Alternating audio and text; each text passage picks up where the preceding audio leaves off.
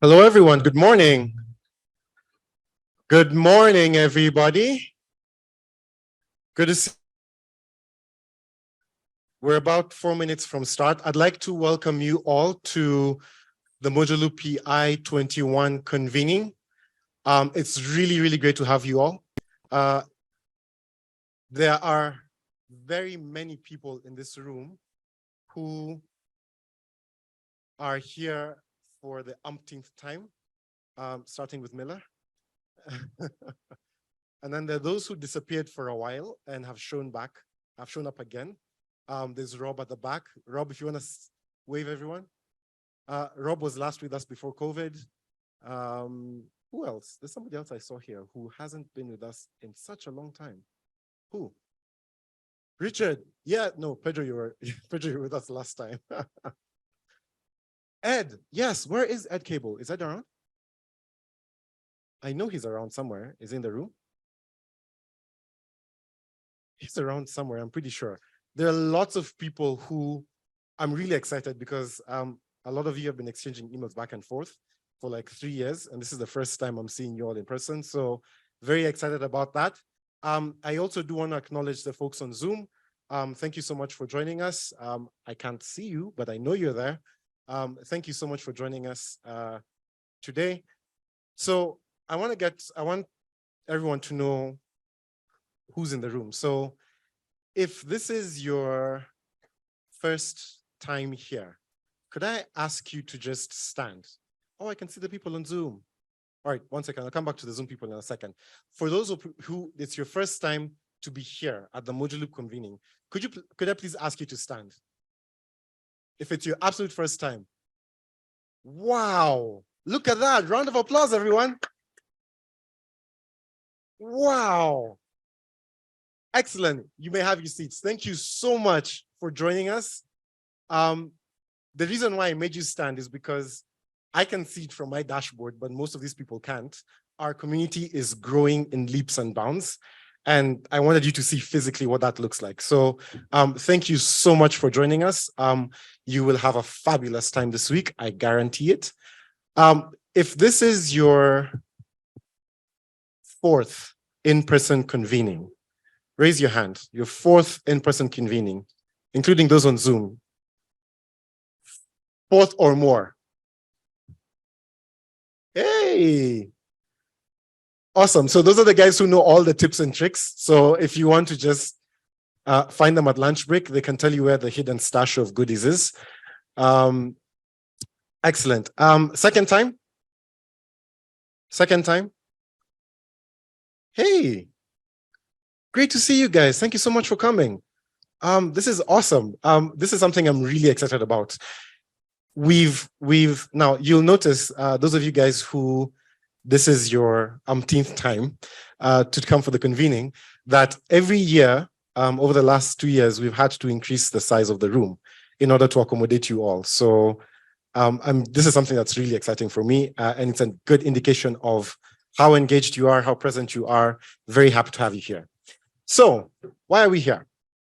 This week is essentially when we come off our shells on Zoom, and then we come in person and we argue about where we want the direction of the software to go. And we share our updates, and we just talk about how we've missed each other. It's been quite a while since we've seen some people. So for those of you guys who are new, please don't feel intimidated. We like to know you. We like new people. It's awesome. It's glad to be here. So it is exactly 10 in the morning. We've got an excellent program today. A lot of the sessions are focused on business. Paula and Steve will talk about that. They're the first session. So I will welcome Paula.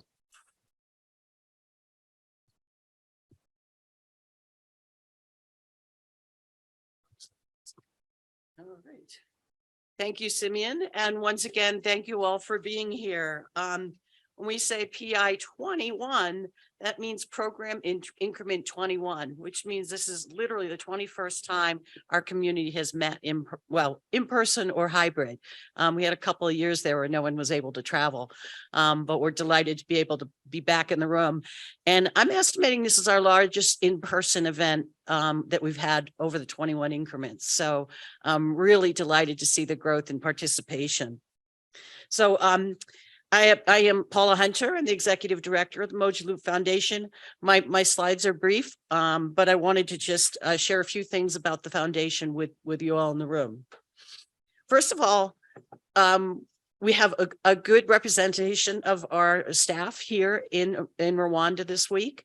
We have Simeon, of course, who is our director of community, and he's responsible for convening these events and making sure that you are onboarded into our community, know how to engage, and are making forward progress in your contributions to our work. Steve Haley, who will be joining us momentarily, is our market development and partnerships person. Many of you have probably already met and spoken with Stephen. Steve's experience with Moja Loop dates well before mine, so he's very, very experienced in our work, and I'm sure happy to talk to you about your potential deployments or work in process. We also have Desire Kajenzi. Desire, can you raise your hand? She's probably maybe in the back of the room. Desire works with us on grants and partnerships. So grants are an important engine to our work. So she's a very important contributor in that respect, but she's also looking to help us with partnerships. She's also looking at working with systems integrators. Some of you met her with Simeon back in January when we did the accelerator event here in Kigali. So I'm sure she'd be happy to talk to you about our future plans as well. Paul Macon isn't physically here, but you're going to see a lot of Paul this week via Zoom. Paul oversees our product management. It's critically important that we have a solid roadmap that we all agree upon, that we have work streams that fit into that roadmap. And so Paul oversees that. It's no small task to herd all the different opinions and technologists' ideas and input in that roadmap. So we appreciate his ability to steer the roadmap. And you'll see a lot of him this week on Zoom. And then Megan Cannon is here. She supports Simeon on community operations. She's, I think, out at the desk. So she helps us execute on these events. And also, in between program increments, helping the community get onboarded and making sure you're successful as well. Moving forward. There we go. So I wanted to talk a little bit about our top priorities. We have three particularly important things that we're focusing on this year. First is deployment success, sorry. It's critically important that we pay attention to the whole journey that a central bank or hub operator or other financial service provider goes through when they go to deploy Moja Loop. It's not just about going live. There's a whole journey and preparation that goes into deploying Moja Loop. We want to make sure that we harvest best practices, that we learn from all of the different entities that are deploying Moja Loop and share those learnings across other entities as well. So we really want to be very active in ensuring that you're successful. We also find it very important to have product alignment to market requirements. And again, that's something that Paul oversees with the roadmap work. So we don't want to just develop what's cool or interesting for the Moja Loop platform. We want to continue to innovate with the requirements that come from you in the room, you that are either from a central bank, hub operator, or working with those entities and saying, we need new features, new extensions, new testing, et cetera, et cetera. So Paul oversees the product council where those discussions take place. And we have, a formal process to make sure that we are collecting those requirements and that informs our priorities for the various work streams. And then, of course, we want continued growth in the community. And by the size of this room, I say Simeon's doing a great job in making sure that happens. But Many of you in the room are our ambassadors as well. And so we thank you for bringing more players into the community. It's not a one-person job. So Simeon's very grateful, as am I, for you bringing new parties into the discussion. Our ecosystem is very diverse. And that really means that we can better represent the needs, the requirements across the world. And speaking of the world, as you see here, we have community members across 6 continents and 47 countries. Every time we present this slide at a convening, it changes. We have over 600 active participants and growing. These are people that are actually making contributions to us, attending events like this, working with the Product Council, the Design Authority, and other parties. So kudos to Simeon, but also again to all the ambassadors bringing people into this growth. So with that, I want to turn it over to Steve to have him talk about product focus. But once again, welcome, and I hope you have a successful week.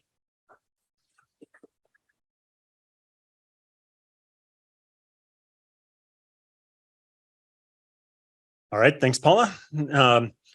Once again, welcome. I think there's one question of who's in the group, the room that I'd like to ask Simi, if you don't mind.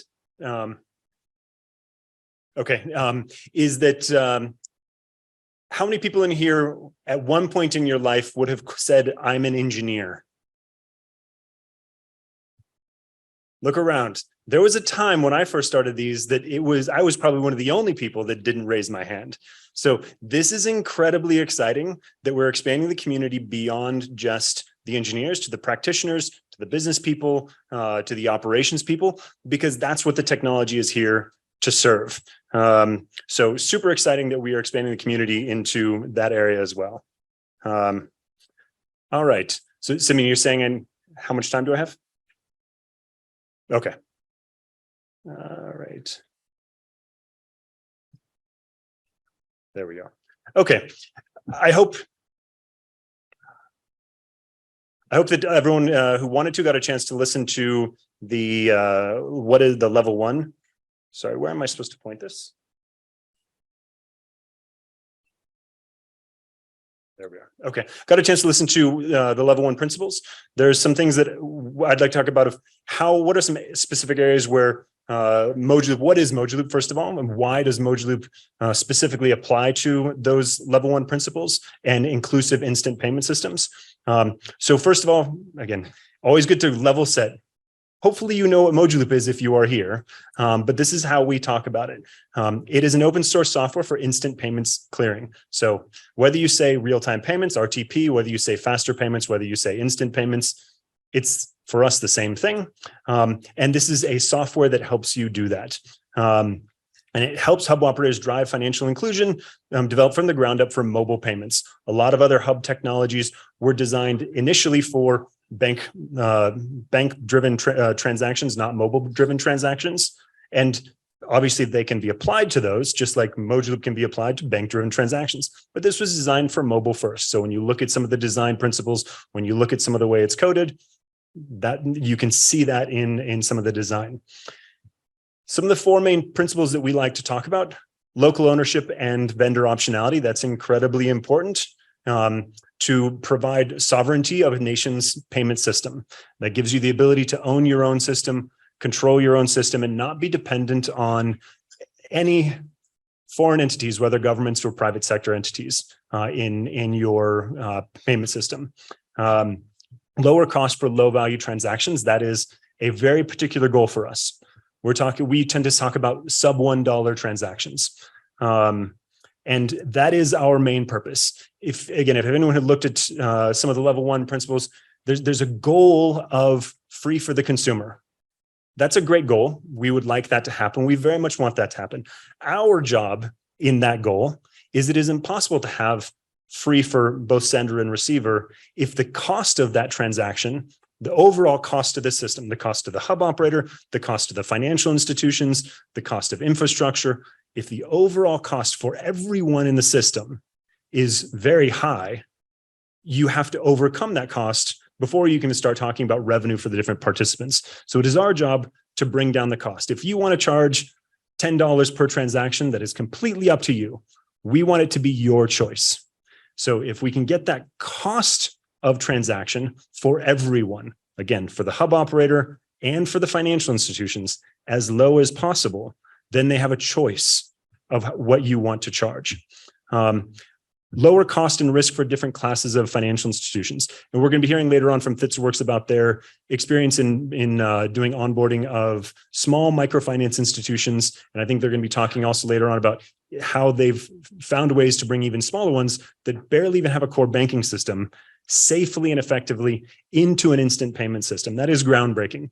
And that's what our goal is that whether you're a big bank or a small bank, a big mobile money company or a fintech, they can transact with each other safely and securely without anybody having fear. And integrated support for local fintech community.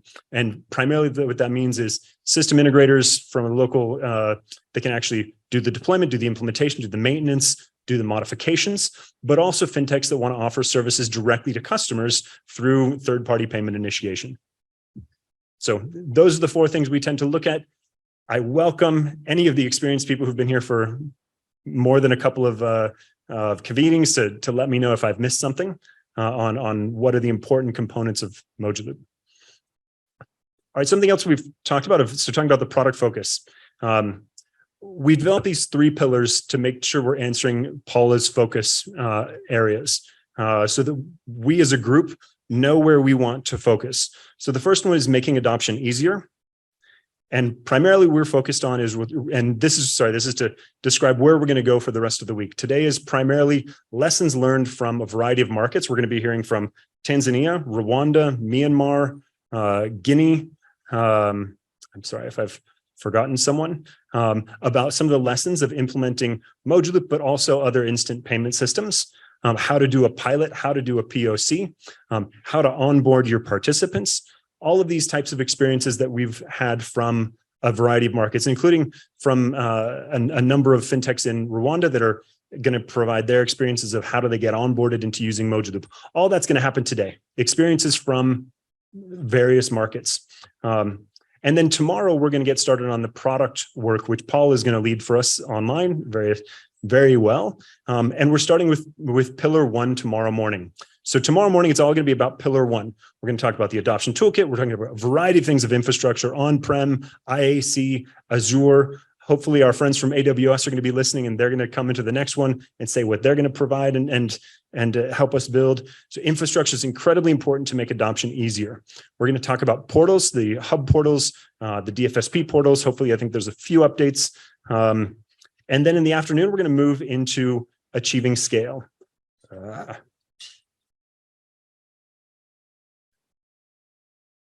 All right. Phew. Which is when we're going to talk about merchant payments and 3PPI, third-party payment initiation. Those are the use cases that we really think are going to be driving massive scale. P2P is incredibly important, but merchant payments are what we think is going to drive a system to go to billions of transactions. And 3PPI is how you can really enable those small financial institutions to participate and the clients of those small participants to participate and transact. One of the key things I think we're looking at when we think about these use cases is how do you design those use cases to be inclusive? And so that's what our group is looking at. It's not just about the technology. It's actually about what are the best practices for designing those use cases. That is not for us to decide. That is for the market to decide. That's for all of you to decide what's best for your individual countries. However, we'd like to be a convening force where you can come and say, well, this is how we did P2P and this is how we did P2P, and you can share experiences, not just on technology.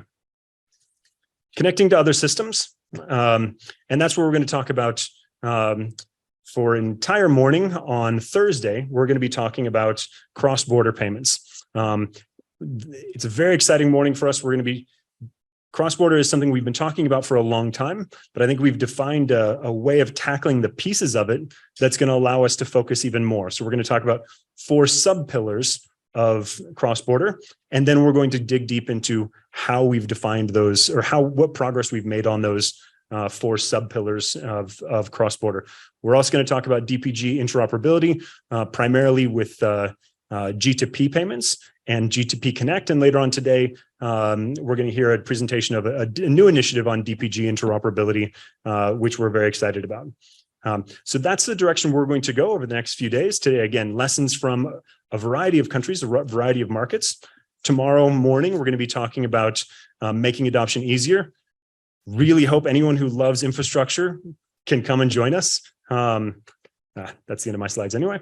In the afternoon tomorrow, we're going to be talking again about achieving scale, merchant payments, and 3PPI and the progress we've made on that. And then on Thursday, focusing on pillar 3, which is cross-border and connecting to other DPGs.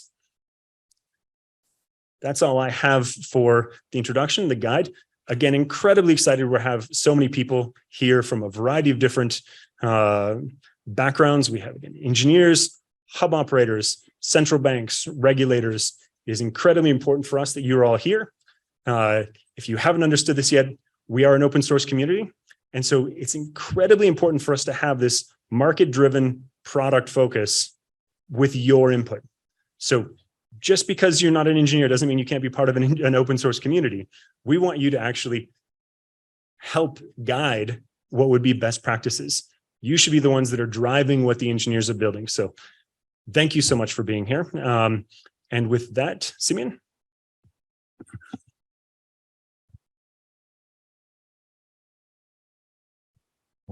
Thank you so much, Steve.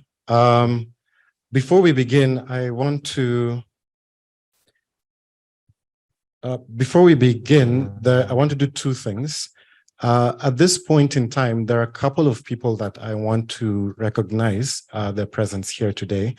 I'd like to invite Robert Ochola from Africanenda. Africanenda, very good friends of ours.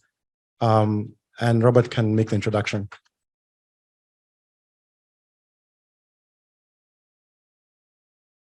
Robert is the CEO of Africanenda. I should mention that.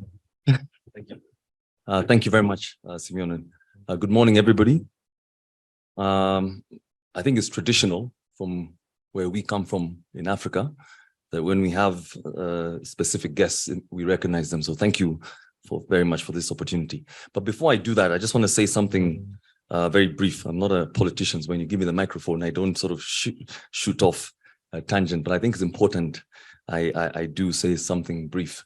I was very excited yesterday because, of course, yesterday we spent time at CC Hub. And it was quite an emotional moment because it's exciting to be able to see, I don't think those guys were more than 25, most of the people, right? Age-wise. So all these young, talented African people, students within the ICT sector, and I think we set up 18 instances of Moduloop. And I think that is the complete potential of the journey that we're starting, where we're taking back control of our payment systems by nurturing and developing local talent who hopefully in the next 3 to 5 years will be telling their own stories around how they transformed Africa. And I really do mean that, right? So I was really excited about that. And I think this convening that, and this is my third convening, is exciting and actually a bit more emotional. Sorry. I just realized Robert is talking about those people who are in the room. Can the students and the participants of yesterday's bootcamp, could you please rise up so you can recognize you see who these guys are, please. All the students and everyone who was at the bootcamp yesterday, could you please rise up? Yeah.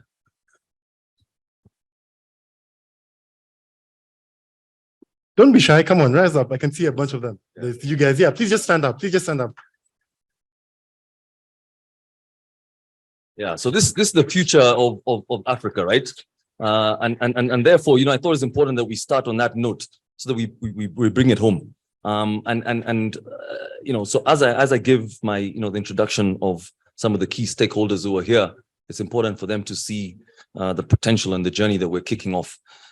So on that note, I think our host, de facto host, my good brother, Innocent Muhizi, CEO of the Rwanda Information Society Authority, which we summarize as RISA. We recognize you and we thank you. Of course, you will hear more this week. Rwanda being a country that strategically positioned itself as a proof of concept country, has picked up the mantle and is running, I think at about 160 kilometers an hour towards driving, an instance of Mojaloop picking up. And I see my good brother, Daddy, who was a pioneer from TIPS. So I want to also recognize you as well, some of the pioneers who have already gone out and built a system. Rwanda is soon behind you, so we'll be picking up lessons learned from that. So that's the first two introductions. It also gives me great pleasure to also recognize our very important guests from the Bank of South Sudan. Their leader is here, the Director General, Yemi Costa, who of course represents the governor when you see him. So it's very important that we recognize you, and thank you very much, sir, for your kind, humble approval to attend this session. And you came with a very strong team, and my good friend, Dr. Majok Kool. Here you are, sir. Yes, from the Bank of South Sudan, and also behind is David Akum, who is the Director in National Payments from Bank of South Sudan. So they're beginning to think through some of the opportunities, and we thought it's important we recognize them. Moving swiftly along, we're also, of course, involved in trying to drive the Africa we want through a regional transformation in line with the AfCFTA's Vision 2063, where we're trying to bring Africa under one umbrella as a trading hub, one of the biggest trading communities on the continent, globally. So this is an important piece, and therefore it's also befitting that I recognize two institutions covering 21 countries on the continent, and in no particular order. Please forgive me for any shifts in protocol. But we've got the COMESA Clearinghouse, ably represented here by my very good friend, Mr. Mansour, who is outgoing CEO and Executive Secretary of the COMESA Clearinghouse. And he's also joined by Jedida Dembele, who is also the incoming CEO and Executive Secretary from the COMESA Business Council. COMESA Clearinghouse. They are, of course, already doing clearing at an RTGS level, housed in Zimbabwe, and the settlement is being done by the Bank of Mauritius. So there's opportunities to engage with them and also discuss.